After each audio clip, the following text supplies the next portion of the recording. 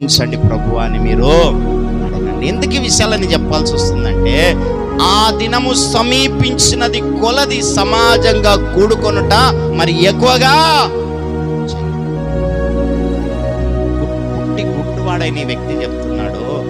ఆ తర్వాత అతడు స్వస్థత పొందిన తర్వాత ఏం చేశాడంట? మళ్ళా కూర్చున్నాడు పోయాన్నే. ఏం చేశాడంట? స్తోత్రము చేస్తూ ఏం చేశాడంటయ్యా? స్తోత్రము చేస్తూ ఆయన ప్రచురం చేస్తూ వెళ్ళిపోయాడంట. దేవుని మహిమపరచుచు ఆయనను వెంబడించెను. ఏందంట?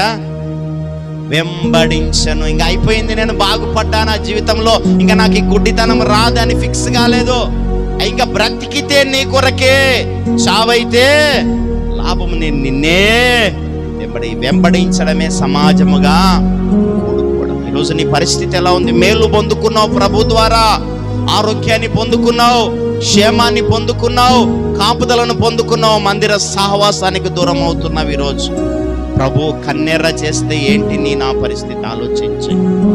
ఆయన కన్నెర్ర చేయకముందయ్యా, గడిచిన దినాల్లో సమాజంగా కూడుకొనుట నేను మానేసా. ఈ గుడ్డోడు చెప్తున్నాడు. ఏం చెప్తున్నాడు? రే, తోవ పక్కన కూర్చున్న నేను బాగుపడ్డా. మందిరాన్ని పరిసర ప్రాంతాల్లో ఉన్నావు, మందిరం నుంచి వెలువడుతున్న శబ్ద యంత్రం ద్వారా వింటున్న వాక్యాన్ని వింటున్నావు. పుట్టు గుడ్డివాడైన ఆ వ్యక్తిని అభ్యంతర పరిచిన ఏం చేశాడు? మరింత బిగ్గరగా. రోజు నిన్ను ఎందరో అభ్యంతర పరుస్తుండొచ్చు, ఎంతో మంది నిన్ను ఆటంకాలు పరుస్తుండొచ్చు.